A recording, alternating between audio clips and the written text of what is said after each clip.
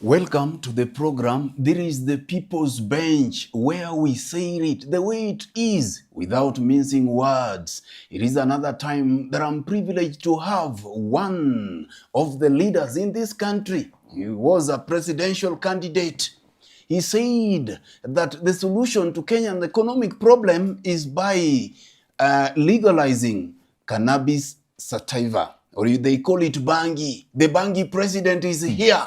Thank you. We're gonna know what exactly did he mean. There is none other than Professor Wajakoyah. He's here with us on the bench tonight, and most of you have been asking that, when are you bringing Prof? Tonight he's here. We're gonna ask him all the questions, and I'm telling you, it's going to be wonderful. I'm your host, Fred Ogweno, and we are coming to you from Muthu Silver Spring Hotel here in Nairobi, a very wonderful place where you can just come and relax and enjoy their cuisines. There is swimming pool, everything is nice in this place. Accommodation services, conference services, this is the place to be. If you're out of the country or in UK, in USA, you are planning to travel to Kenya, Muthu Silver Springs is the place to be. And this show is powered by Red Ring Media. Allow me to remind you to kindly subscribe on our YouTube channel so that any time we post this kind of conversation, you will be able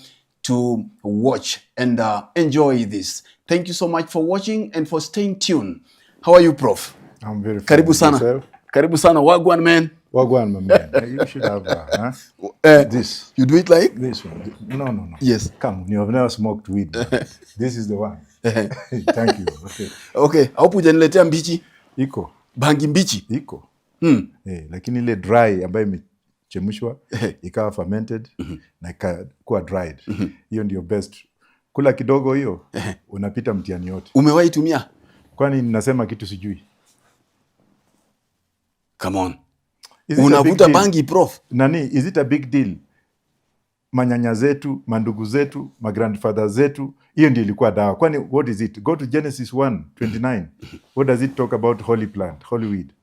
Go to Ezekiel 37. What does it talk about it? Ni wazungu walikuja hapa kutuambia hii ni mbaya, na kwao iko wanavuta hata mchana. Come on. No, kuja pole Prof. Uwezi sema namna hiyo. Nasema hivyo because we have got this myopic mind here at morals. Mzungu alikuja akasema ile kitu Afrika wanafanya ni mbaya, wakatoa ile kitu inaitwa repugnant clauses. What an African does is not holy enough, but when a mzungu comes here with nicotine na anakuonyesha lungs zake vile, anakupatia caution ya kwamba ukivuta hii lungs zako zitakuwa hivi. Analeta whiskey, anasema hii ni nice. Unakuta mjaliwa amesoma mpaka university, anaenda kukunywa whiskey na anakaa nyumba ya Mkikuyu. Na unakuta watu wa Cham pia wako kule Kibira. Don't they survive? Some of us have come from Cham. Watu wanauza Cham, tunalipiwa school fees, tunapita mtihani kushinda ile watu wamekunywa, wazazi wao wamekunywa ni whiskey. Kwa hivyo let us be realistic with the modernity. Sio vitu wazungu walilete. Yesu alikuwa mweupe. Mwafrika alikuwa mweusi. Ukienda funeral service, ukienda kwa kanisa ukiombewa, wamevaa white, lakini wenye wamefiwa wamevaa black. Why? Come slowly, Prof. The Gen Zs are not happy with you. Gen Z wanasema kwamba umezaa wasichana warembo, alafu juzi wamekuwa na kwa picha kwamba umewaacha in the UK. Whom do you want them to marry? Na huko pia kuna Gen Z. Na vitu ya hii modern hii vitu ya internet. Sasa watoto wako kwa nini? Kwani mimi mtoto akichukua mwenzake mahali wako, kwani nitajali nini? Walete nyumbani. Wakati mamangu alikuwa anatafutiwa na mzee, na mama alikuwa mtamu mpaka mzee akanizaa. Nilikuwa huko.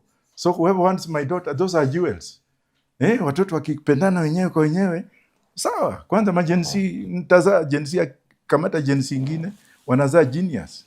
Lakini siku hizi watu wako na artificial intelligence. Umeweka UK huko sasa, majenzi wa Kenya watu wapata walizaliwa huko. Ili wendi ungebaki huko na ulete majenzi ndugu zao hapa. They are both British and Kenyan citizen. Na wakati walizaliwa nilikuwa uhamishoni. I was in exile.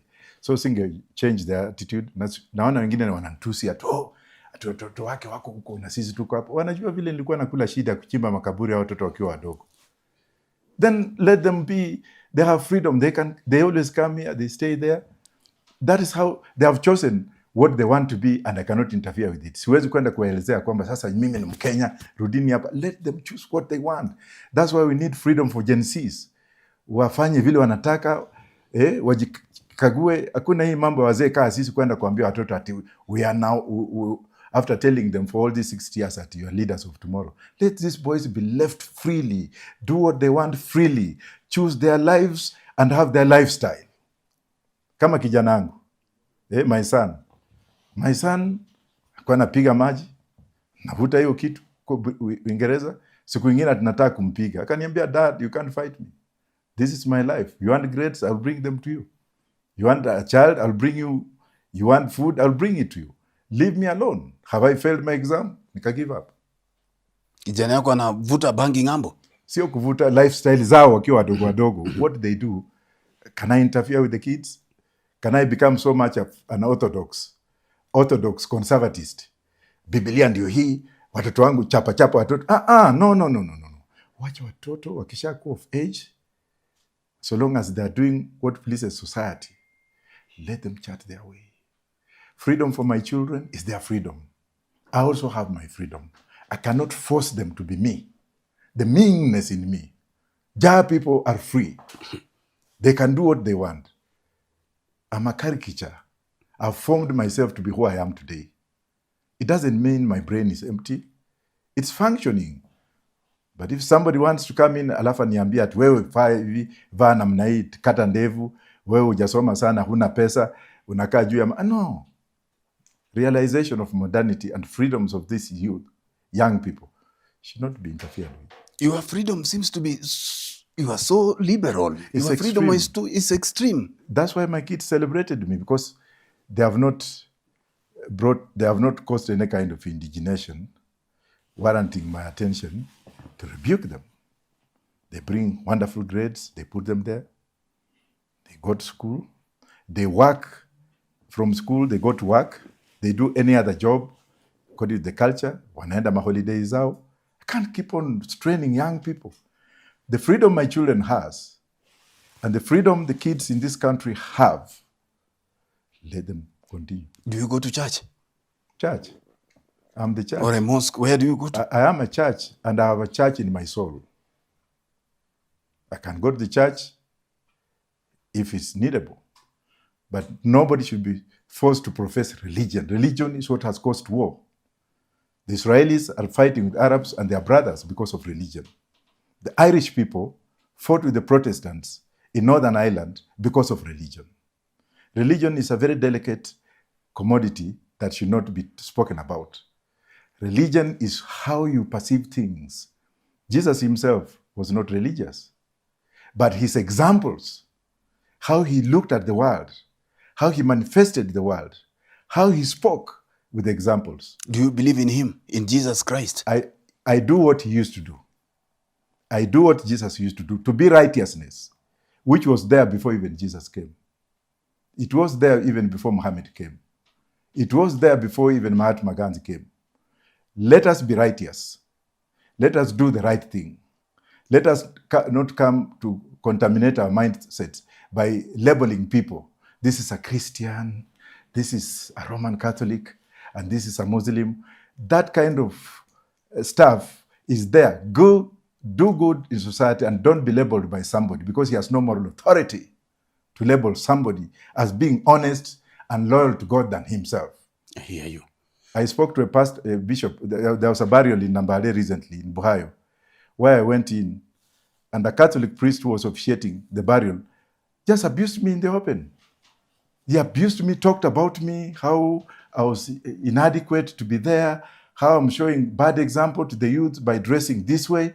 And me, I looked at this person, I took my steam. I kept so quiet. But when they gave me a chance to speak, I asked him 3 questions. Do you have moral authority to judge me? Or do you want to open heaven for me by talking good of the evil? What would Jesus have done if he was the one there? Would he have rebuked me? Or would you have asked me and showed me the right way to go? Is that what you call priest? Rebuking instead of correcting? Asking me, preaching to me to be a good person? So I was asking him, since I'm so bad and I'm a sinner in your eyes, please, forgive me and speak to the Pope tonight, because I know you guys speak to the Pope every midnight. Mwambia kwamba I've confessed I'm created this way. I'm just a caricature that was created this way. And please ask God forgive me because he created me. So we have people with those kind of mindset. Let me ask you, Prof, have you looked at yourself in the mirror and seen how you look? You want to be president with all this beard, you know. Jesus had 12 disciples and all of them were bearded. And even Jesus had a beard. Paul had a beard. You know, I've read the Bible too, and I've also read the Quran. If you look at Ponzo Pilato, had a beard. Ukiona hata Peter, mwenye alikuwa na kisu ya kukata watu masikio, pia alikuwa na beard. This is God given. Hata Yoso Watongareni, who is my clan, has a beard. Prophet of war has a beard. But what matters is what is inside. All these creations are creations by God. So you cannot tamper with God's work by asking somebody about his physical appearance. That's God's creation. No, nyinyi Waluya, Prof, you are coming too much. Mko mpaka na Yesu Watongareni. Nyinyi Waluya, what's up with you? And I'm his lawyer. I went to court. When lawyer wa Jesus? Yes. Watongareni? Yes. Wakati walikuwa na vilify, condemning him to death, me asked the court, if this man is not Jesus, show us one. They refused to produce Jesus and they released him. Prof, umevuta hii kitu sana bwana. Sio kuvuta. Sasa kuvuta pia iko. But let's be realistic with the world. No, ungekula hii kitu kama ungekuja kwa show yangu. Kwa nini? Unasema Yesu Watongareni. Niliuliza court. Yeah, they had arrested him. Wanasema alikuwa anafanya money laundering. Didmus Baraza had engineered the arrest of Yesu Watongareni. Mpaka akaenda kuambia watu in public that huyu mtu is immorally wrong. So the police went there, wakaenda wakatafuta hiyo pesa ameiba. Godoro yake ilikuwa ya nyasi kama ile Bikira Maria alikuwa kilala kwa ile Bethlehem, ile mahali ng'ombe zilikuwa kilala ya Yesu Watongareni. Pia ilikuwa hiyo, walikararua godoro ya mzee, wakapata ni nyasi. Wakaenda kwa altar, wakapata alikuwa na nyanya 6, vitunguu 2 na 250. Waka destroy everything.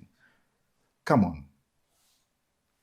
If it was you, and that same man was your father, and you saw the state system vilifying him, the way they vilified Jesus, what could you have done? I hear you. You have mentioned Prophet Dr. David Edward Owuor, and you are on record saying that he is among the most learned scientists in Kenya, in the world, and that you admire him. You admire his style of preaching, you know. Prophet Owuor is a source of inspiration for me personally. He's a true human being. Some people have abused him. This is my opinion, and let me put a footnote. Yes. On the side of academic, Prophet Owuor has broken a record. He got his degree in molecular science. He did his master's in the University of Tel Aviv, where he excelled. He did his PhD in molecular science. He discovered a drug that cures cancer from broccoli. That broccoli is some kind of cabbage that people eat. Prophet Owuor was in Oklahoma State University, and Prophet Owuor was appointed to be the first black dean of Chicago Medical School. That man, you see. I read Prophet Owuor. I admire his resilience. If you see his writings, religious writings, then you can just say, wow, I wish I was this man. Don't look at his outside appearance. But because of his genuinity, with the monies he gets from the federal government, royalties from the books he wrote, he still came back, went to the streets, sat down, and started preaching from the street.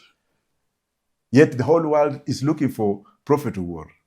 Prophet Owuor is not just some kind of human being that you can go and equate to. Why was he appointed to be a dean of a med school in America? Just like what I've done recently. I've also broken We'll come to record. that, Prof. We'll come to that. But before we come to that, tell me, is the case of a prophet or war the case of a prophecy in the Bible that nabii ana heshima kwao? Yes, just like some of us don't have. But do we really care? We don't. People look at us as just kind of garbage collectors, but that's good. Make your own opinion, talk about me, fit your ego, but it will not change my mind. Because look at the kind of prophecy that is given. Almost everything is been fulfilled. He began, I could hear him begin, he began talking about the Israel-Iran war way back in 2004, something like that, Almost everything that he has prophesied has come to pass, but Kenyan seems not to be listening to him. I was a very close friend of Prophet T.B. Joshua, the late Joshua. I can profess that by even taking, I took the former Mungiki leader to the synagogue in Nigeria, the former Mungiki leader and Kenyans. I sat with the late T.B. Joshua. He used to send his helicopter to pick me from Mohammed Mtala Airport in Lagos to his synagogue. And one thing he told me, he said, my spirit may come in Kenya, but the spirit of war is more powerful. I would have opened my church. I have my people who have come from Namibia in Nairobi. But this man, war, his spirit is like spark. And that is Prophet T.B.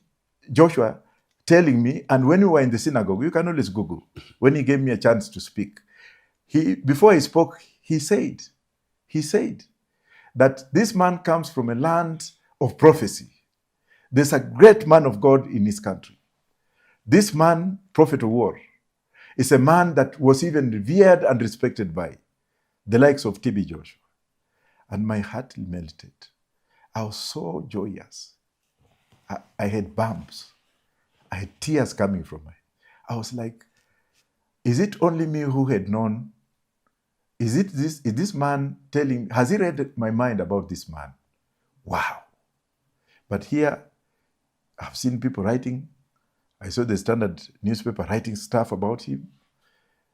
And I was like, I'm not saying that he's a saint, but I'm speaking from conviction. Have you met him, the prophet? Yes, I eventually met him. And the man, the way he welcomed me, and he told me, just run for president. You're right, but you're not winning. He told me that particular time. But he said, don't give up. But when the right time comes, God knows. That's what he told me. Oh, wow. Tell me, hii masomo mingi ni ya nini, Prof? First of all, congratulations. You got another 16th degree. Hii masomo mingi ni ya nini? Education. You want to finish all the books in the world? No, education is what I can give to Gen Zs now. The only thing I can talk to Gen Zs, that if they get a chance, and if we get a chance to work together with them in future, by so doing, I'm encouraging them to enroll in big numbers, to vie for every seat, every constituency, not just selected areas. If we meet up there, either if they have chosen their own person to be a leader, whom I can work with, as if they choose a presidential candidate whom they can vote for, I'll work with him. But if it happens to be with me, I'll not work with them unless they enroll now, they register in big numbers, run in various seats so that we can sit down and look at what we can do. When it comes to my education, I never knew that I would go to school. I've told this story every day, and everyone has got a story to tell. Yes. When I was a street kid, after my parents, something happened, and it happened that way, I used to stay in River Road. I've stayed in the museum, outside the gate. I've been at Chokora here. There's nothing I don't know about Nairobi River. And when I was growing up here, I lacked education. When I joined Hare Krishna eventually to get shelter, one of the Asians took me to school. May God rest his soul, Mr. Ramlal Sharma of City High School. After going to school, I excelled. He took me to Form 5 and 6 through Joseph Kamodo, who was by then minister. Then I went to school. I got the results I got, I lacked 1 point to go to the university. Then again, Kamodo took me to Kenya Police. I went to the police. Still, I lacked education, and I'm just laying the foundation of what he said.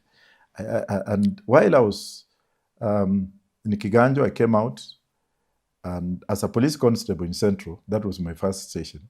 It's when my eyes opened. I could see smart men like wearing suit like you coming in, tunahudumia.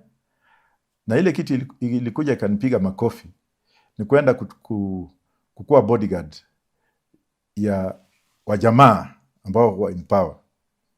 That means I had to salute for the boss, salute for his wife, salute for his children. Na unatusiwa kama kitu ingine. So one day I met Dr. Okiya Mbaka, the late Okiya Mbaka at the court. I was doing court sentry. Kamfungulia, nikapiga salute. Nikamwambia, sir, can I carry your case? Kaniambia, you want to carry my case? Kasema, yes, I admire you. Unajua zile ma cases kubwa. Okiya Mbaka, James Orengo, hiyo group. Walikuwa wanakujanga pale na kina Paul Mwite. Nasema, I just want to be like these people. So Okiya Mbaka was there. Orengo was there, and I looked at Orengo. I greeted him in Luo, though I'm not a Luo. And then James Mbaka told me that you can always become like him. I said, nyinyi mlienda Oxford, na mimi ni askari tu. So from that time, I developed an attitude in me. I resented what was going on. Yet I loved the police. I still love the police today. And I don't know whether you want me to mention. Yes. Saa hizi hata police wote Kenya hii, I stand with them. Mambo ya gunism, Ruto achukue magunzo wake, awavalishe uniform, wapige watu, lakini real policemen have spoken to them not to beat Kenyans because they are human beings. So from there now, I was in the police for a while. I joined the intelligence unit. I worked as a PA to the director of intelligence for some time. Then mambo ya Dr. Uko ilipotoka, we discovered what happened. When I wrote my reports, I became an enemy. They wanted me to do what was necessary to conceal the evidence. And that's how they put me in jail. Nobody wants to talk about it. You were put in jail because of Dr. Uko's murder? Because we knew too much about it. So I was taken, first of all, I was thrown in jail at JKIA. Then I was taken to Manyani. And the kind of torture I got, of which if I opened my body today, and people don't want to know, if I opened and you see the torture marks on me, then you tell God, hallelujah. That's why I love the likes of War and the likes of TB Joshua, because later on I told them my story, and they just prayed with me.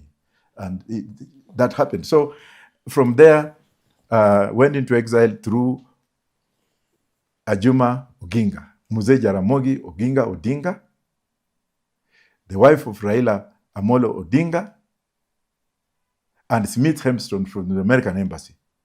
They worked out for my escape. Oh, what a story. I entered Lufthansa airline in Embakasi cargo, not JKIA. I was put in a cargo plane to Germany. From Germany, I was transferred to another plane to London. I didn't even have documentation. Ulitoka Kenya kama mzigo? Yes. So when I reached London, I asked for asylum. But one thing that was in my mind, and that's why I'm coming back to your question other than running around, was I want to be a lawyer. What do I do? So I became a refugee. I didn't know much. But then when I went to enroll in law school, they told me, no, you need to bring your certificates. That's why the media, ITN, Independent Television News, journalists who had been interviewing the Uko story from me, they approached John Ward, because John Ward, the father of Julie Ward, was also, the Julie Ward story was also ongoing. That's when John Ward came back in Kenya and went to James Orengo. That's why I respect Orengo for life. So Orengo went to those schools to pick up my certificates. And then he gave them to John Ward. John Ward brought them in London, and I was able to go to law school. So special thanks goes to Oginga Odinga, Raila's wife, Ida Odinga, and James Orengo. That's why I'm very, very loyal to some extent. It's deeper than many years back. I had to be Jaramogi Oginga's food tester in London because of the system. You used to test food? Yeah, before he could eat. He was afraid for himself even in London? No, it was just a security measure. So I was ready to die for him because he saved my life. So if I'd eat and die, then Mzee is alive because he had duty to. So anyway, I went to law school. I was in the same class with Walikoa Oginga, the daughter again. I met her at the university, the current consulate in Los Angeles. So from there now I went to law school, became a grave digger. I wanted to fulfill something. That's why I got my first degree. Tell me about the grave digging. Yeah, I was a grave digger in London. I used to be a security guard. And then I met Nigerians who are also very resilient. I really love Nigerians. There are those who are very good. And they told me, Oga, here, you go do things on your own. Or, you go find some job. Or. So they introduced me to these donkey jobs. And then I went. One took me to a grave place. I was trained. It's not something that you just go in and you start digging. So I got a job as a grave digger. Then I also got another job as a security guard. So I could do two while going to school. It was tough, very tough. That's when my firstborn daughter, the one you saw, she was born during that particular time. And I had to carry her going to work. How much were you earning per grave? It was at least, let me say, £6 an hour. Then when they wanakatakata inakuja kama £4. I got the money, I went to school, did my 4-year Bachelor of Law degree. And then from that day, when I became a lawyer, I thanked God. Then nikaanza kwenda shule mfululisho. Then at times, I wanted to join the British politics. Barney Grant, the member of parliament for Tottenham, passed away. He was actually, I think from Barbados or Rotterdam, but born and raised in Barbados, but he was an immigrant. And then in the UK, so long as you are a member of the Commonwealth, you can run for Prime Minister, you can run for any seat. So I ran for Tottenham constituency on Labour Party. But then on the primaries, I was dropped on the primaries because I didn't have a marriage certificate to confirm that I was actually a father. So David Lamy, who is the current Minister for Transport in Labour, Minister for Transport today, who also is my alumni at SOAS, and he also went to Harvard later on, was given the ticket and he became a member of parliament from that time until today. Though we are now great friends with him. He's a black British, yes, Jamaican origin. He took over the seat. Otherwise, I would not have come to run for president here. I've been a member of parliament and probably a minister in the UK and probably a prime minister in the UK. So it's something that we did. Then I had to go through the whole system. Yes. Yeah. Now, tell me, let's come to bring it back home now. Your presidential candidature, you threw yourself in the ring and you decided that you are going for this thing. What inspired you? Yeah, I was still talking about my education. That's what you asked, yes. Yes. Yeah, so I went to all those law schools, which you can verify. Because when I came here, a lot of people are like, we moved in Conman, this man, how can he have gone? What can a policeman do? I even met a policeman yesterday who had a Master of Business Administration, Sam Jogu. And I was like, yeah. So I went to a variety of law schools in UK. Then after that, I took the legal practice course at the University of Westminster. Practiced for some time in the UK. Then later on, and that time we were fighting for this independence people have here. We used to chase Moi, and we did what we did in collaboration with the Odingas here, with Raila, and our relationship go very far. We became militants. Then I participated in so many countries. I participated in the freedom fighting movements in Namibia, Eritrea, Angola, Mozambique, Ghana, and that's why from the US. Yeah, from UK now. Yeah, I went from to the UK US. now. Yes.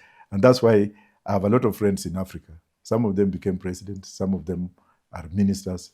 I was a lawyer for the Sudanese SPLA, Sudanese People's Liberation Movement on voluntary basis. I became a great friend of the late Jerry Rawlings. That's why when Kenyans who were purported to have wanted to overthrow Moi, when they were taken to Uganda, were able to talk to Jerry Rawlings and Museveni to actually take them to Ghana. If you've heard of the FERA. Yeah. So we've been involved deeper into fighting for African liberation. This issue of now coming to a point, before I come to it, I moved to the US now. After now Kibaki had taken over, I moved to the US. I went to Baltimore Law School again to matriculate in the United States system. Then I took the DC bar, practiced immigration for a while. Then I moved to California, where I became an adjunct professor of law in 2-3 universities there, doing this and that. Then I got an honorary doctorate. And then after that now, I decided to come back home because I had too many degrees, doing a lot of nothing. When I came back home, I said, well, I would like to try. But because I didn't have any way to start, I drew myself into a caricature. And then I came up with my philosophy, which you understand. Yes. And I started from that. Now I'm explaining to Kenyans what I stood for. But I was continuing with my doctorate. That is when you discovered Bangi. Don't worry about Bangi. That one was there before. Because I want to hear before about I was it. born. But before that also, when I came here, people thought that I was just passing cloud. This man doesn't have education. I enrolled again in the University of Nairobi. I graduated in 2020. Again, while I was pursuing... What were you studying there? I did postgraduate in migration studies. And I graduated. At the same time, I was taking my doctorate. I went to Kenya School of Law. They chased me away. I had to go to Riara to do matriculation. And then they admitted me. So the same year I was doing Riara. Then I was doing Kenya School of Law. I passed all the exam in one sitting, not failing. While I was continuing with Nairobi University, I graduated. And my PhD has taken me 6.5 years. I have now gone to America. And my work has been approved and validated by Congress. Congressional Committee on Migration approved my work. And they said this is a good source of law. They have now put it in Congress, archived it in Congress library, so that when they are making immigration policies, they can refer to it. Scholars can also refer to it. And that's why I was being told by the Nigerian ambassador in the US that if you are to be in Nigeria, brother, we would have welcomed you like a king. Because I've put Kenya on world map today in terms of scholarly work. Wonderful. But now here, ni watu tu kuungana, unakaa juu ya kichwa ya gari, unaambia wa Kenya Ruto is bad, Ruto usibui. Yes, I'm opposed to Ruto, but what are you telling us about the policies that you are going to do? Why are you people hijacking the Gen Z's war? Why are you now coming to speak for them? That's why I differed. But for the presidency, I'm on the ballot again. And this time, I'm just walking slowly and doing my own things. Because you asked me that question, I'm answering you. And I'm not affiliated to anybody. But I would like probably in post-election, we can make an agreement. But right now, with what I see, people are going to disintegrate. And you'll call me to confirm this. If we have a common enemy, let us work towards that. But who is a common enemy? A common enemy is us not doing the right thing in this country. Not President Ruto? Ruto has done wrong. He's doing wrong. He's the first president in the world to ask the police to shoot people in the leg. He's ripe for Hague. And I'll tell him, he's the first president in the world not to face corruption. He never talks about corruption. Yet he knows his government is the most corrupt government in the world. He's the first president in the world to start killing his own subjects. And then he comes and advises parents that should be careful with your children. Yet he has his own children. Where is morality here? He's the first president in the world to cause fear among his subjects. Today, people are so fearful. He is the president. He could have made this work very easy for him, like Kibaki. Sit down, get the right people to do the work. But don't entangle yourself in each and everything. Don't abuse women. You go and take unafinya mapua ya Gloria Rioba in front of everybody. Nani alifinya? Huku wana Ruto akishikashika juzi, what are the kids looking at? Look at Farouk, and I'll tell him without any fear. Unaenda unachukua bibi ya mtu, who is a member of parliament, unaonyesha watu ukizungurusha yeye, na huyo mtu yuko na bwanake, ako na watoto. Is that the kind of government we need? No. But if he's willing to change, we can, and he wants to talk to us, we can sit on equal basis. Tumwambie, hii Kenya ni kubwa kushinda wewe. We have seen a lot of dictators and puppets. They come and they go. Do you want to go that way? Yes, time will come and go. Look at what happened in Jordan. Look at what happened in Jordan recently. They are sad. They went and even removed the body from the grave of the former president of Jordan and burned it after throwing his dictatorship son. I'm not being fearful.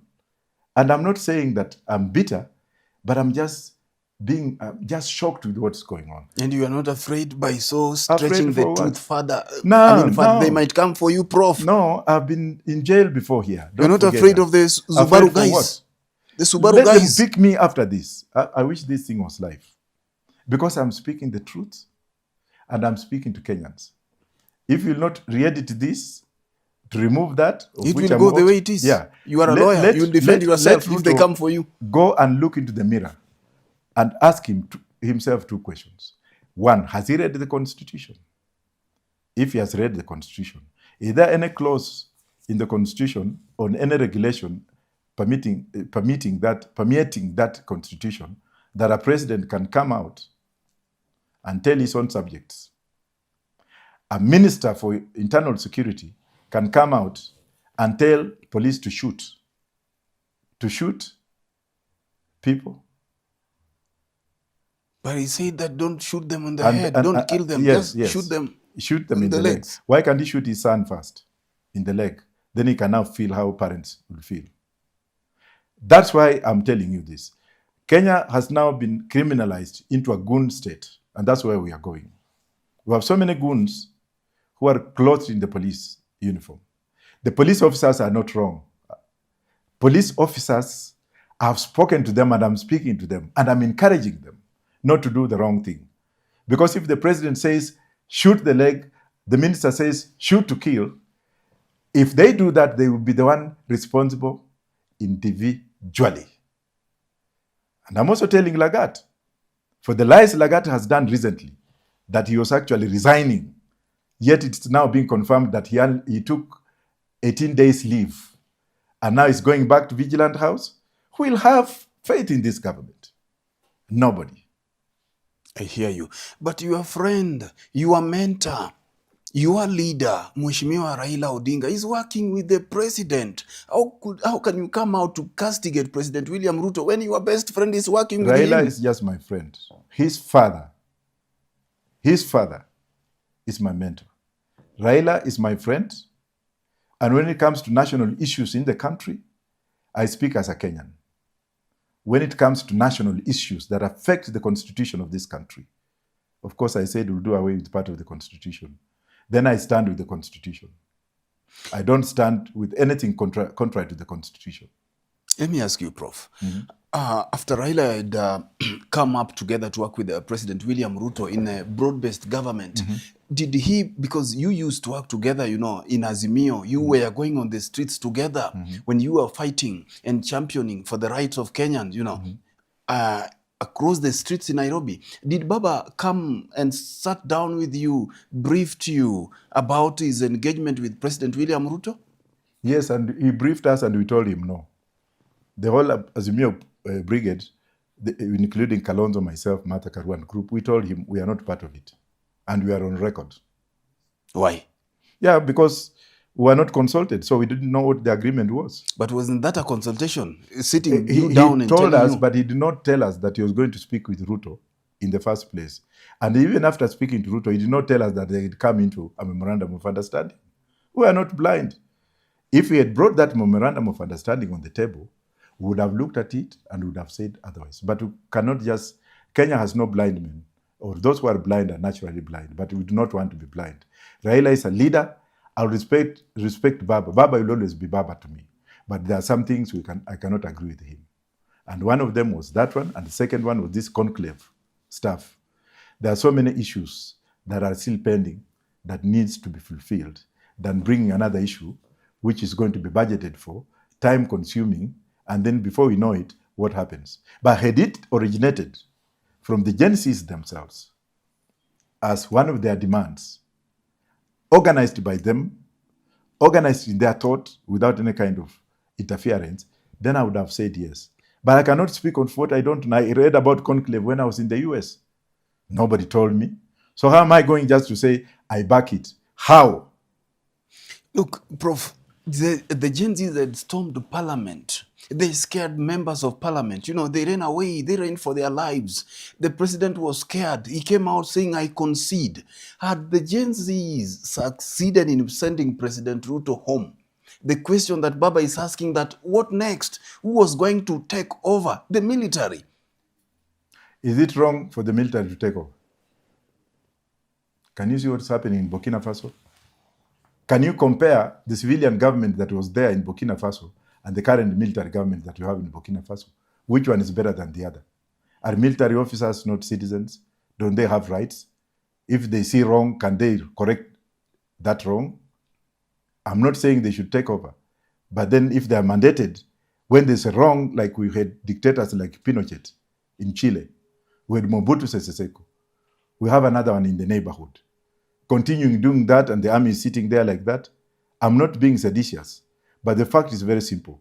The country belongs to everybody in uniform, outside uniform. So long as you are a Kenyan and you have legitimacy in the constitution, legitimate expectation, then you have a right to speak out, whether you are in uniform or not. The issue of this myopic of saying the military take over, kwani military are not human beings. There are areas where military has taken over and the place has become good. Burkina Faso today, the GDP has gone very high, the fourth most developing country according to the World Bank Index. But for how long have they been there? Right now they are making their planes. Right now they are making freeways everywhere. Right now they are creating an industrialized economy. And tomorrow, the people of Burkina Faso people are going to earn from the government, because of the good policies the government is doing. I'm coming. Now, I'm coming. But before we move on, allow me to remind our viewers that there is the People's Bench coming to you from Muthu, Silver Springs here in Nairobi, a very wonderful place that you can just come and relax, you know, a wonderful accommodation, wonderful conferencing facility, wonderful swimming pool, and a place you can just come with your family over the weekend and relax. And in case you are outside the country, you are planning to travel to Kenya, there is the place to be. This is the People's Bench, powered by Red Ring Media. Prof, let me come to you. President Ruto is saying that President Uhuru Kenyatta was given 10 years. He was never interrupted. That President Mwai Kibaki was given 10 years, never interrupted. Moi did 24 years. Kenyatta did 17 years. He is saying, why me? That the people of the mountain want to send President William Ruto home. Those are his own words, I cannot say. You follow the constitution, what does it say? That he does 5. If Kenyans are happy with him, they will re-elect him if he chooses to run again. That's where I stop. I will stop there and I will not ask. But he is saying, Prof, he is saying that the issues that is being accused of, talk of corruption, we saw grand corruption during President Uhuru Kenyatta's time. Remember when we were having the COVID billionaires, Kenyans never came on the streets. I mean, in the streets, they are saying that there is politicization of the Gen Z movement. Can I ask you a question? Go ahead. The COVID issue, was he not the deputy president? But Kenyans never came on the streets. So please, I'm not answering that. You have answered yourself with the application of the Constitution. That one I will go by the Constitution, not dictatorial statements. I'm sorry. Who will send him home? The Constitution is very clear on that. The preamble of the Constitution is very clear. You can read it and you'll find out the physiology of we the people and what comes with it. And I rest my answer on that. The opposition, Prof. Rigathi Gachagua, Kalonzo Musyoka, you are there, Martha Karua, Matiang'i. Let me ask you about Matiang'i. You remember the River Yala killings, you know? Remember when you were doing, when Raila Odinga was doing mandamanos, the things that happened. But he now wants to save the country. Kenyans are saying that this is the hypocrisy that they do not want, that even you people on the side of the opposition, you are not better than William Ruto. You people, but not Wajakoyah. I think you should have said those opposition, but not Wajakoyah, because I don't fall in those brackets. Is there anything that smears me to be part of that physiology? You are not a Gen Z. A Gen Z? Yes. What about my mindset? Tell us. No, what about my brains? Is my brain old enough not to think for myself? I know not. So let's not go there. Wisdom sometimes prevails over certain answers. Oh my, I hear you. You're being so economical with the truth, Prof. They are saying that the country is heading in a wrong direction.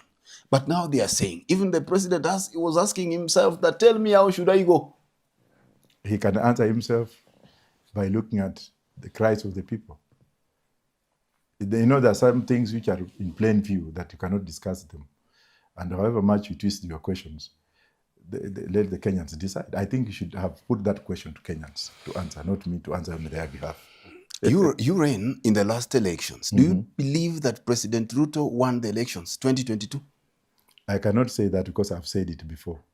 What I know is that my votes were stolen by both sides. ODM stole my votes, and the Ruto group stole my votes. Otherwise, would have gone for a rerun, and probably I could have clinched the presidency. What was ODM stealing your votes for? Maybe they would one day answer me when I'm in State House. And how many were there even to be stolen? 2.8 million. 2.8 million? I got 2.8 million, and maybe the number could have been higher, leave alone the figures you saw. And you believed you were going to be the president? Yes, I did, and I still believe I'm going to be. Oh my, I wish you all the best. Thank you. Tell me, during that moment when we were having the case at the Supreme Court, President Uhuru was still the president. Your friend Raila was crying. Baba, a man with whom we hold with high esteem, was saying that open the server, but Uhuru could not open this thing and he was the president. Do you believe that Uhuru duped Raila? I cannot answer because the two of them are friends. And if I answer it in a negative way, I don't know what they will tell me. Then why would you politicians take Kenyans round? Man, you've won these things. I've never taken anyone round. I stand on my ground. I stand on the fact that Roots Party made a difference. Roots Party got 2.8 million votes or more. Roots Party's votes were stolen. Did President Uhuru try through his men or whichever means to approach you to join him immediately after the elections? That's a question I can answer. Please go ahead. These people, both Uhuru, Ruto, they're the same. To them, I was a madman because I did not have that hierarchy. I did not have that background of riches, background of family kind of fanfare, background of, can I say, anarchy in terms of hereditary politics. I was not a Mudavadi. I was an unknown, and I was a nuisance to them, a mosquito fumbling in their ears. Where has this one come from? Who is he? You know, that kind of thing. Because they were like, hii ni kitu gani? Then they started labeling me, oh, huyu ametumwa na Raila, oh, huyu ametumwa na Ruto. You know, stupid mentality also came in, without knowing that I didn't even have a Land Rover. I did not even enter into a helicopter.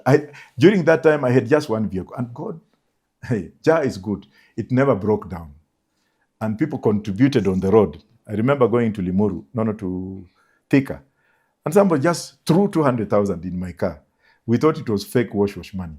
Niliangalia hiyo pesa, nikauliza rafiki yangu, Yosa Kikuyu, hii ni mbesha, hii ni kawaida, Nikasema, tupeleke benki kwanza, pana ndio hii. So, if you look at the history, and you look at the way I came into Kenyan politics, and you look at the way I changed the dimension and the mindset, which has now given the Gen Zs authority to speak without fear, all that came from me. The resilience I had during that particular time, I credit the Gen Zs for having copied to be me. And that's why we have so many Wajakoyahs within the Gen Zs. And they love you. Yeah, and even right now, the country is gone. And that's why you see now the both factions fighting for Gen Z.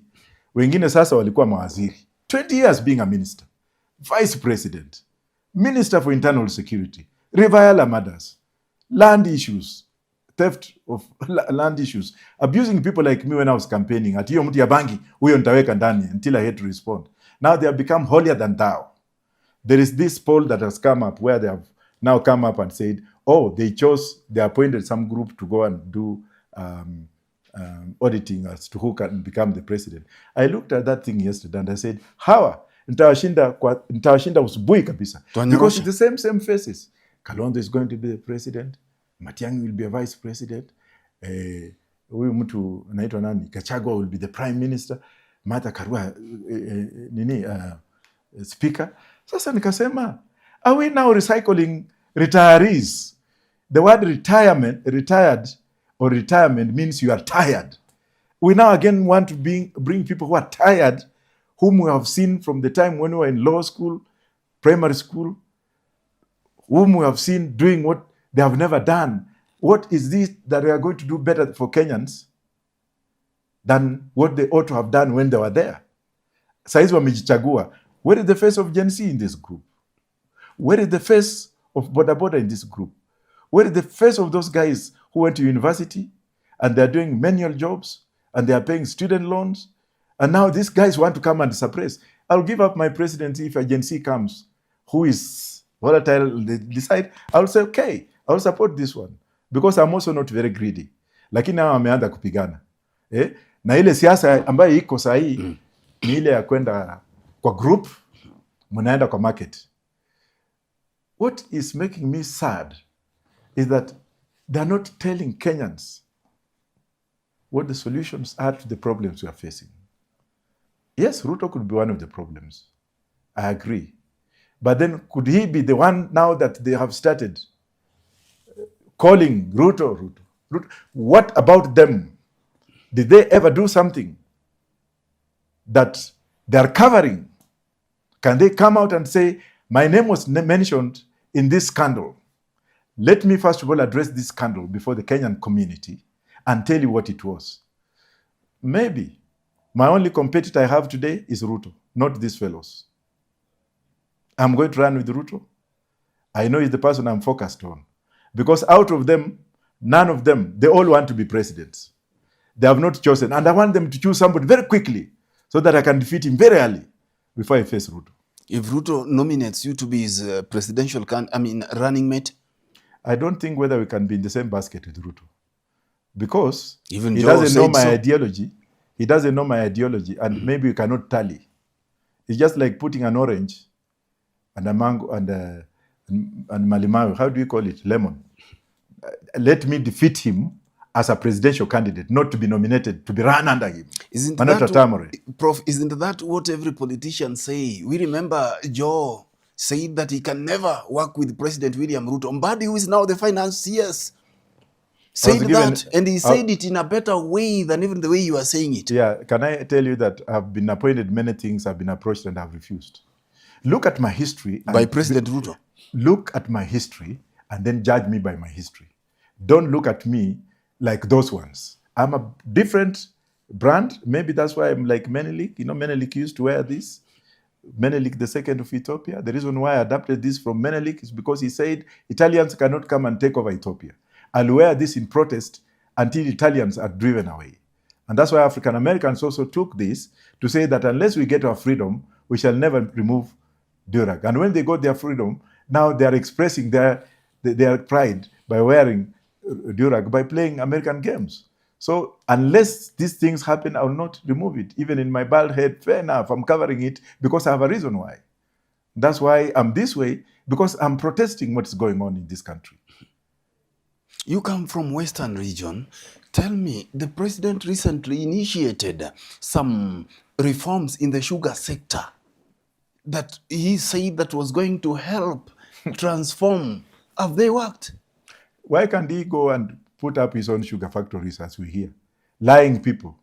Pathetically, the man lies. How many times has he come to Western with big bahashas kusema kwamba ndio yeye tuwapatia hii milioni tumepanga tumepewa. We don't want to listen to lies anymore. And me, I'm going to put what we call ULA. When I see Ruto on television, I close it. When I see him where he is, I close my ears. Because he's telling lies. This issue of some MPs following with the little monies they are given, trying to tell people that, president amekuja hapa, hii factory. Hata hiyo mafactory hiyo, my friend, nitagonga yote chini niweke bangi, fiber. Because it's of more value than this sugar cane. Tumechoka na hiyo pumbafu hiyo. I'm sorry to use that word. Hiyo yote nitakata, tupande bangi, hemp, na tuuze, to reconstruct ourselves financially. Because hata ya miwa ikiwa pale. Right now, there is sugarcane cartel. How do you remove sugarcane cartel? What happened in Pan-Africa? When Ruto went there and said, tutaifungua, salikuwa na Mudavadi na Wetangula. What have they done? Nothing. Come on, don't even take us there. No more lies. No more lies. No more lies. You have said no. My no means no, and no more lies to Ruto. Tell me, how even the church has come out to say that they danced with the devil and they did not know. When they told us that for the first time the church was having a presidential candidate, the one that God had chosen, you know, they said that this is the one that God has given to them. Which candidate? President William Ruto. And now they are saying that they made a mistake. How did he manage to convince the church? Why are they still getting Prados? Was in the bishop gifted Parado recently. Let them not lie. The church is lying. They're hypocrites. The majority of those bishops are hypocrites. They're lying, and let them go and lie to their flock. Are you saying the bishops are lying? Yes, they're lying. How? The majority of bishops and pastors are lying. When they are given, they go there. What did they in State House the other day? Do they have a common standing? They don't. Ruto is now calling them. Why are they still going there? Wacha watuachie na ufala. Afadhali watu wangu wa bangi. Will you, if you become president, will you turn the decisions and some of the policies that the President Ruto has implemented, talk about SHA, talk about affordable housing, that Kenya are saying that their pay slips have been deflated, you know? I cannot change that because that's taxpayers' money. It's not his own money. I will only correct what is wrong. But what has been put using taxpayers' money, not his own money, like he has built the church. The church, that one I will destroy. The one he's building in State House. I will destroy it. The day I'm sworn in, watu wataenda huko wavute bangi na to destroy hiyo kitu iende kabisa. Because you cannot, the constitution cannot allow you. Where did he get that authority to build a church in a monumental place which is protected by the constitution, which is owned by Kenyans? But the church is away from State House. If you go there, you'll find it several, where is that close compound? To a kilometer. Is that area gazetted or not gazetted, where the church is? But there was a church there before. No. There was is it gazetted or not before? Gazetted? Answer my question. Is it a gazetted area? It's gazetted. Now, who do you ask for you to have authority to do anything? Yet that house belongs to the Kenyans. But there was a church there before. He's only building a better one. No, that's maybe you have more information. You can tell us where it was and who was the pastor. Probably, I will agree with you. No, I don't speak for the president. No, then if you are saying, then you are part of the system. Because if you went there and worshipped the other day, before you came to start interviewing me, maybe that's what it is. Did you ever see somebody worshipping in State House before? If it was there, then why weren't we shown before? They say Uhuru alikuwa anakunywa hizo vitu. Hizi vitu. Yeah, those are their own fallacies. Yeah. I cannot say, oh, Uhuru sijui nini. Mimi nikiwa president, hiyo kitu kwanza itawekwa chini. Watu watavuta bangi ndani yake na ichomwe, because and that State House to me is of no relevance. I will ask Kenyans whether they want to convert it into a prison, because we are going to move. Part of our policies is parliament, State House labda tutauliza wa Kenya tupeleke Nakuru, the capital city tutapeleka probably in Isiolo, where we have enough land for expansion and laying down proper infrastructure, because the world is moving very fast. Congested areas are being decongested. Dar es Salaam was decongested to Dodoma. Lagos was decongested to Abuja. In America, cities are being built in places. Can never sink the soil here. So your State House, na ile dhambi ambayo imeendelea kwa muda mrefu, we can make it a recreational center or even a prison, a modern prison. Prof, Kenya is not having shortage of professors, people who have gone to school, people who have studied. I mean, all sorts of people, but these people cannot help us come out of the problem we are having. Look at the frustration of young people, hopelessness, you know, of young people. These educationists, these academists, you people cannot help solve the problem that is bedeviling Kenyans. It's all about politics. They are not in government, are they? Show me any professor who is in government. Show me any professor who is in government that has been given the opportunity to advise the government. We were having professor, the one who was in charge of treasury. And how many were they? And how many were they?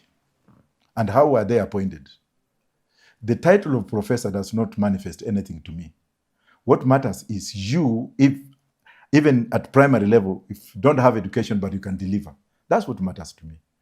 Too many of these professors we talk about, and this one I will back you, are the ones who have been brought in as experts to go and look at the constitution, They go and copy and paste stuff and come here and they will tell the president, ndio hii sasa unaweza kuimplement. Yes, we have those kind of academic euphoria where they have, they purport to be higher, at a higher level. Sisi tulienda shule. We speak Queen's English. We're in England. What is better in England is what is better for us. We have those kind of mindset. So it doesn't really matter that one has to be a better ruler. One has to be a professor. No. We have some professors who are very stupid. They can't argue. Ukimwambia professor fulani, Raila is bad, anaweza atakupiga ngumi without asking you why he was telling him. If you get a Luo professor. Kuna wengine, ukikuta mtu anatoka Sugoi, it depends on where your perpendicular is and where your head prints are coming from. Everything has become tribal. And even if you look at what has happened in Moi University, it had professors. They went tribal. Tutachukua maprofessor kutoka kwetu. Has it not fallen? So what matters is patriotism. Mix your education with patriotism, but not your education with egoism. Riggy G is saying that is the alternative. That is the best option. Mm-hmm. I didn't hear that statement. What did he say that? Riggy G recently was in America. Oh, he said it? He said. Maybe I'm going to find out. What do you but think what's wrong with him saying it? What do you think of him? No, but what is wrong with Riggy G? He was impeached. No. Impeachment from where? What's wrong with Riggy G exercising his political right like a Kenyan? Who am I to judge him? Can you work with him? Kenyans are saying that he's tribal. If a section of Kenyans those who are saying that he's tribal, who are they? Why are they saying that they are tribal? He's tribal. Then can we say that Raila is also tribal? Can we say that Wajakoyah is also tribal? Natembeya is also tribal? The tribal card is a manifesto of journalism. And I'm not going to buy that. If you are Riggy G and you are deputy president, and now truth is coming out on what happened to him, impeachment by Kimani Ichung'wah, speed atolewe, would you really go and sit down and say, well, this is what's happening? What was Ruto doing when he was deputy president? So alikuwa analia msiuwe watoto wangu, na alikuwa na campaign against the sitting president. What is wrong with Riggy G doing the same like Ruto did? I don't want to go into tribal because he's also a human being. He's a father, he's a husband, and he's a leader. I cannot underestimate him. Who am I? Can he send President Ruto home? Yes, he can. The same way I'm going to send him. Yes, he can. He has a constituency. For God's sake, don't underestimate Riggy G at your own peril. Don't underestimate Baba Odinga, Raila Odinga at your own peril. These are leaders. These are national leaders. They are saying Raila is done. That is... No, who told you Raila is done? A section of then Kenyans they should say saying that Trump is done too. Then they should say that prime ministers of other countries that we know are done. So age, it's not an issue. You cannot play about with Raila's name and say he's done. Done for what? What has he done? What has Riggy G done? These are Kenyans who are standing, who have standing in society. And you cannot just come out here and just, oh, Raila sasa amekuwa, somebody remove him. At your own risk. Do it at your own, because we have Railaism in people. Riggy G has also produced. And I'm very proud of Riggy G. Why am I proud of Riggy G? Because he has stood firm and is telling the world that, look, this is how it is. Even if he was part of the system, at least he has come out and is talking about it. But those other ones, wengine sitataja majina yao, wakati Rivayala ilikuwa inafanyika, wakati mashamba ilikuwa inagawiwa. So akuje pia watuambie, niliambiwa na fulani kupiga Raila na tear gas akienda Anniversary Towers. Niliambiwa na fulani nichinje watoto niweke kwa magunia niweke Rivayala. Niliambiwa na fulani nipeleke Miguna nje ni rarue passport yake. Let people come out now and tell us before they pretend to be our saviors at the electoral level. What good will they do if they do not transform themselves and their places that they are now going to do better because now they're taking the Ruto's card? I will also be neutral on this one. If Ruto is as bad as he is, yes, we all agree. But you, as a person, including Wajakoyah, who is going to replace him, why can't we come up with a common agenda to say Ruto is doing bad, but we shall do it the way I'm doing? We are going to do this for Kenyans. We are going to improve on roads and infrastructure. We are going to improve on healthcare, education, security. we are going to harmonize tribes into ABCD. You talk of Rigji being a tribal, but in Nairobi alone you have 63 police stations, 20 police stations. The officer commanding those police stations, the officer in charge of those police stations are from Kenyans. Can we call Ruto a tribal on that basis? What about if they were the only ones who are there? So let us not just run our mouths because so and so is saying so and so is bad. We all follow. Apana, let's have independent mind thoughts. Let us digest ourselves. Let's look at both sides and let's come with equity. Okay, Ruto ni mbaya na akiwin je utaenda wapi? Let us have a compromising kind of attitude towards each other. Let us have a national framework because even Kenyans are watching. They are also human beings and there are many in numbers. So if you bring a tribal card on the table, that because now Ruto ni mbaya na wale wa Kalenjin na wale watu wamesaidia, we need a neutral president like myself, a president who is going to have both people on the table, a president who is going to talk to Kenyans, a president who is not going to inhibit hate within society. Let's have reconciliation. Let us reconcile now and move on. The wrongs that have been done, let's address them. But if they don't want to address them, we shall address them when we take over. A crime never rots. To those who are killing, kill, knowing that you'll be punished for it. But at the moment, the president also has a duty and obligation. Mambo ya kurukaruka juu ya gari kila siku na kwenda kupeleka pesa sijui nini is just doing a zero job. People watakula hiyo pesa lakini hawatampigia kura. So you should come up with a format. What now do we do? Wacha hii mambo ya conclave sijui jensi. It will not work. The damage is already done. But can we salvage ourselves? Can we now look into ourselves as Kenyan and come up with a unitary factor like what happened during the 9/11 in the United States when the terrorists bombed America, which made Americans to come together to say, you know what, let us first of all move away from this and let us come and... Can the president come up and say, and apologize to Kenyans, that recipe to shoot into other people's feet or the children, I was wrong. If I was the president, I'll come out openly, notoriously, publicly, and tell the nation that what I've said is wrong, please forgive me. Reconciliation will start from there. If he comes up and say there have been too much corruption, kindly let us do this. If he can come out and look at Kenya as it is and not to tribalize police, tribalize the armed forces and say we are sorry, mistakes happen all the time. Even during Uhuru, he did the same. During Kenyatta's time, there were 8 provinces, 7 PCs were all Kikuyus. Central Bank governor was a Kikuyu. The Kenya commercial governor was a Kikuyu. Minister of Finance a Kikuyu. Things went way hard. Forgive. Because people are still hurting from the perpetual history we have had, which was entrenched into this country by Kenyatta I, which was prolonged by Daniel Arap Moi. Kibaki was minimal, which now is being perpetuated by Ruto. Those are the problems we are looking into. Not affordable healthcare, affordable housing. Let's look into the main roots. And that is why Baba is proposing a national intergenerational conclave that there's we the sit Dungu down. report. Baba should be talking of implementation of the Dungu reports. It has not been implemented. TJRC report, NADCO report. Yeah. So this issue of bringing in something new, I'm not part of it. Let us implement Dungu report first. Even if Baba calls you, sits with you down and tells you we take this direction? No, Baba is my friend. I'm not a kid. I'm 65 years old and I'm an academic. I don't just follow what everybody tells me. I have a brain of my own. That's why I'm running our party independently.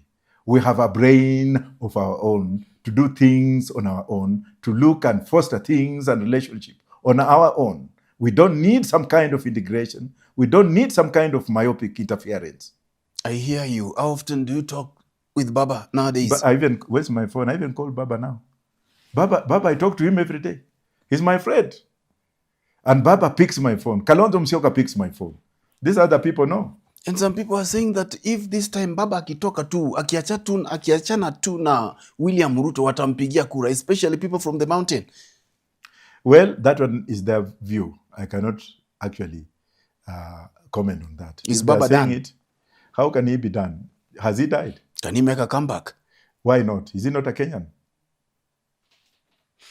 Prof, there are so many young people who have gone to school, some have not gone, who are looking to you as a source of inspiration. When you came and decided to run for the presidency, they supported you. You see how they drew your caricatures. You know, these people were so excited.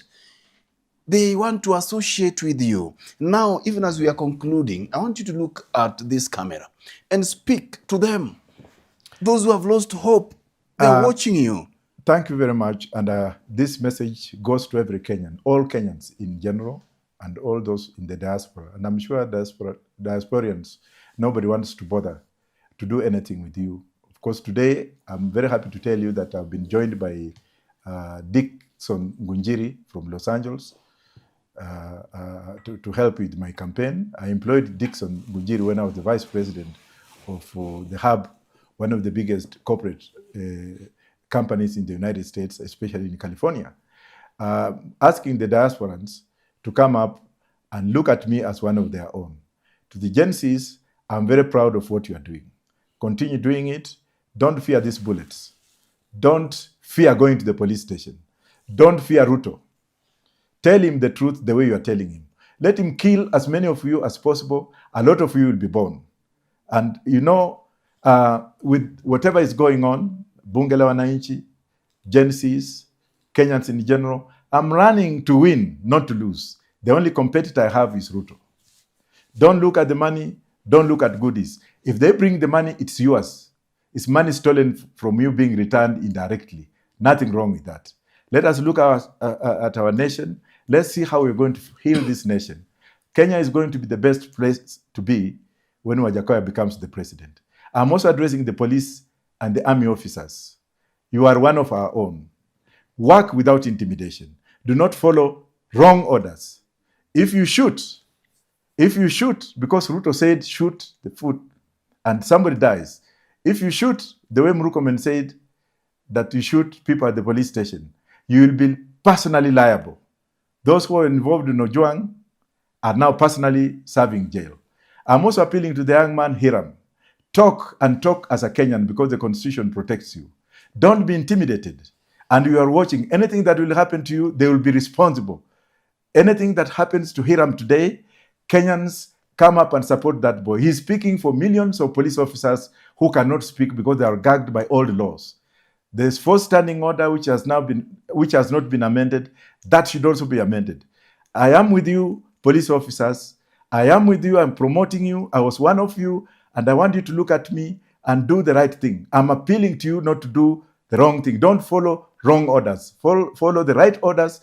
And when I become the president, you will shine. I want you to be, I want a community which will be a coherent community where people can have confidence in the police. They can bring lunch for you. They can pay rent for you. They can pay whatever for you as a community, the same way it happens in India. We don't want to have that police where you're told, go and shoot. If you are shooting, and your son happens to be in there and is shot, like the son of a DCI officer who was shot in Nanyuki the other day, how would you feel? Don't follow those orders. The country is going down there. The country is manifesting itself into a goon kingdom. We shall finish that. And to those brothers and sisters who are being used as goons, think twice before you throw a stone at somebody. Think twice before you carry a club. Think twice before you do what you are doing. Kenya is bigger than you. One day, we shall have peace, we shall have prosperity, and under my government, everything will be harmonized. There will be no punishment for people. We shall introduce reconciliation, and those who will refuse to return the money they have stolen, we shall have proper laws for them to be hanged upside down in Uhuru Park after they have exhausted their legal rights. Thank you. Thank you so much, Prof. Thank you so much. I appreciate. You have told Gen Zs to come on the street, that they will be killed and some will be born. But remember, they will say that your own children are in the UK. They are not here. Yes, that is the abnormality of some people's common sense. When I was in the UK, I was a refugee. a grave digger. My kids were born there. I only came back recently. If you want my kids to come here, yes, they are Kenyans. They have Kenyan passports. They are also participating. They come in, they go out, they are adults of their own choice. They are over 18. Whatever they decide, just like you Gen Zs are deciding, I cannot say anything. But my kids are also patriotic. My daughter Hajara started following Raila Odinga when she was born. She started following Raila Odinga because she thought Raila was the savior of this country. It's only fate that my kids are there and I cannot do anything. But those who are saying ati lete watoto wako, hata wengine mmeniuliza kuoa wako kwa Facebook, go ahead, if you can marry my daughter, bring her back, have a child with her, produce another Gen Z, bora msinizalie gun, I'm okay. Thank you so much. That is so insightful. And thank you so much for watching. It has been the People's Bench. Oh my, when you have Professor Wajakoyah on the bench, a man who says it the way it is, former presidential candidate, the Roots Party leader, a lawyer, he's plowed books, he's an endobook parasite, he's done it all, but he has offered himself that he's gonna lead this country. That decision will be for you to make. We have been coming to you from Muthu, Silver Springs, here in Nairobi, just next to DOD, or a few meters from the Nairobi hospitals. We appreciate you for watching, and as Prof mentioned, we want to give special thanks to our viewers from United States of America, who are making up to 9.9% of our audience, and the 2% from the UK. We appreciate you, as well as across the East Africa region. We do this again. Remember, this show is powered by Red Ring Media, and I've been your host, Fred Ogweno. Until next time, we do it again. God bless you. Bye-bye. Thank you so much, Prof. Wagwan, man. Wagwan. That was good, but God so, my man. Thank you so much. I appreciate, Prof. Yes, and we're having Louisiana is coming in. Yes. Louisiana, I'm going to personally pick him up in the airport. Wonderful, Jamaica. Wonderful. We need to do Jamaica, man. Jamaica, man. Now go the way, man. Mm-hmm. You're going to give him some weeds and tell him definitely, man. A bit of Bengi. That's a holy plan, man. Oh my. It's a holy communion. Thank you, Prof. Yeah.